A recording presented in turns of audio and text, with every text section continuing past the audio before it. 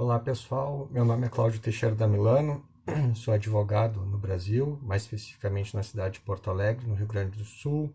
Sou especialista em Direito e Economia pela URGS, Direito do Trabalho e Processo de Trabalho pelo SESUSC. Integro o grupo de pesquisa Relações de Trabalho e Sindicalismo do professor Gilberto Schirmer e Novas Tecnologias, Processo e Relações de Trabalho, coordenado pela professora Denise Fincato, ambos grupos junto à PUC do Rio Grande do Sul. Antes de mais nada, gostaria de agradecer a organização do evento por oportunizar a apresentação dos trabalhos via virtuais. Eu desde já meus sinceros agradecimentos. O artigo ora apresentado é Inteligência Artificial e Inovações Tecnológicas, as necessárias distinções e seus impactos nas relações de trabalho. A quarta revolução industrial tem como característica a eliminação das fronteiras de todas as formas, em especiais a física, a biológica e as digitais, e as diferenças das demais revoluções em razão da sua velocidade, profundidade e impacto sistêmico, ou seja, os avanços tecnológicos estão surgindo, estão aparecendo, e a sociedade não está tendo a capacidade de absorver todo o conhecimento e toda a possibilidade de compreensão dessas novas ferramentas. Então, um dos pilares da quarta revolução industrial é justamente a inteligência artificial. E o que seria então a inteligência artificial? É a capacidade de processar informações e entregar elas de forma estruturada. O termo inteligência artificial ele existe desde 1956, quando John McCarthy utilizou ele numa conferência de especialistas na Universidade de Dartmouth College, nos Estados Unidos. Então, a inteligência artificial ela possibilita uma larga autonomia apta a substituir a intervenção humana em todos os estágios da sua formação de vontade e da tomada de decisões. Então, surge um grande questionamento dos especialistas que estudam a inteligência artificial, que é, será que ela vai substituir os seres humanos em todos os processos, em todas as suas atividades? E isso, consequentemente, tem um grande impacto nas relações de trabalho. Pois bem, então a inteligência artificial ela pode ser compreendida ou vista de duas maneiras, que é o aprendizado da máquina, que é o machine learning, e o aprendizado profundo da máquina, que seria o deep learning. Então, o machine learning, que é o aprendizado da máquina, possibilita com que a máquina aprenda conforme a nossa interação.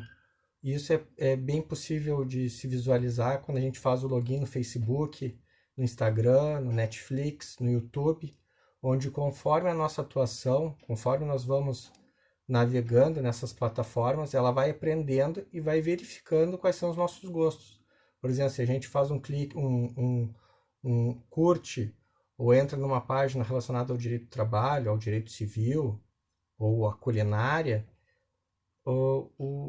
essas ferramentas vão começar a nos sugerir reportagens, vídeos, artigos relacionados a isso.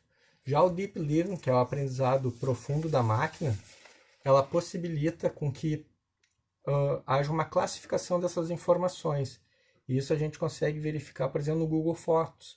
Quando ele classifica a informação com relação à pessoa, ele consegue identificar quais são as pessoas e consegue também identificar o local onde essas fotos são retiradas.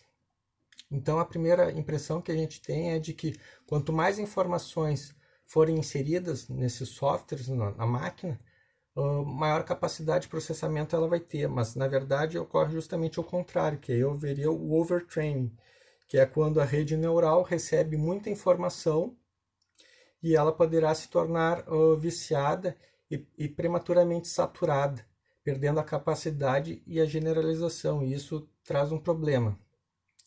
Pois bem, com relação à inteligência artificial versus a inteligência humana, os especialistas entendem que a inteligência humana ela jamais seria superada pela inteligência artificial. Essa é uma corrente, né? Existe outra corrente que entende que a inteligência artificial muito em breve estará superando a inteligência humana.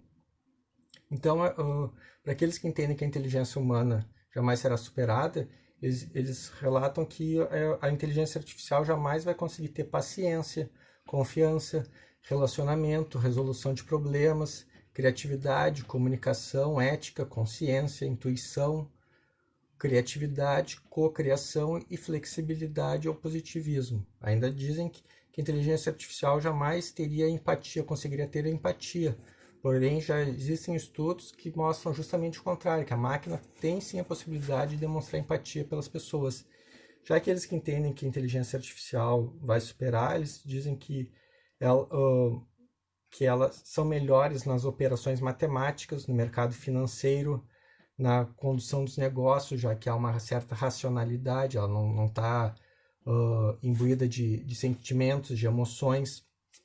E a inteligência artificial ela já consegue elaborar artigos científicos, coletando informações da rede, da internet, traduzindo essas informações, se estiverem em língua estrangeira ou não. Já apresenta telejornais, já escreve artigos de revistas. E o que se discute é se a inteligência artificial conseguiria criar algo novo, como, por exemplo, uma tese de doutorado. Com relação na composição, por exemplo, musical, ou na parte de artes, né, na pintura, essa dúvida já não existe, porque conseguiram desenvolver um projeto que se chama The Next Rembrandt, que é um pintor holandês, falecido em 1669, onde a máquina recebeu diversas informações com relação aos traços desse pintor, e ela criou um quadro totalmente novo, mas levando em consideração os traços desse artista, né, do Rembrandt. Já a Sony lançou um projeto que é o Flow Machine, com 15 mil canções, acordes, sequências melódicas e ritmo, e criou uma nova música que é o Dead Scare. Então, na Europa, já há uma discussão se o robô teria ou não uma personalidade jurídica, né, em razão dessas criações, até para ver uma responsabilização com relação a ele. Já se discute isso bastante. Inclusive se discute de quem seriam os direitos autorais, por exemplo, dessa pintura e dessas canções. Essa discussão existe na Europa, porque no Brasil os direitos autorais são sempre relacionados a uma pessoa física, né? Essa questão da propriedade intelectual.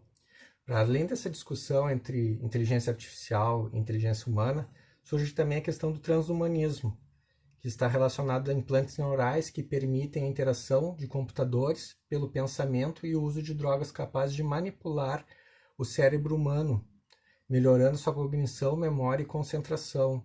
Ou seja, o ser humano ele começa a receber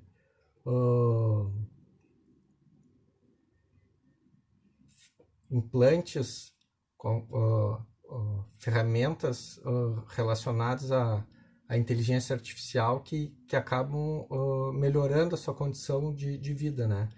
Por exemplo, na medicina, já fizeram experiência com ratos, em que houve a célula desses ratos foram rejuvenescidas, né? Então já há essa modificação genética. Também, com relação ao coração de coelhos, conseguiram, numa impressora 3D, imprimir um coração novo. Então, em muito breve, talvez, possa surgir um melhoramento, né, da raça humana, né, com relação ao transhumanismo.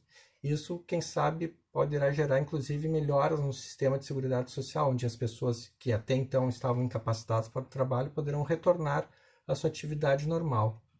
Mas aí surge uma discussão se o ser humano não acabaria virando escravo desses transhumanos, já que eles seriam dotados de maior capacidade do que o ser humano.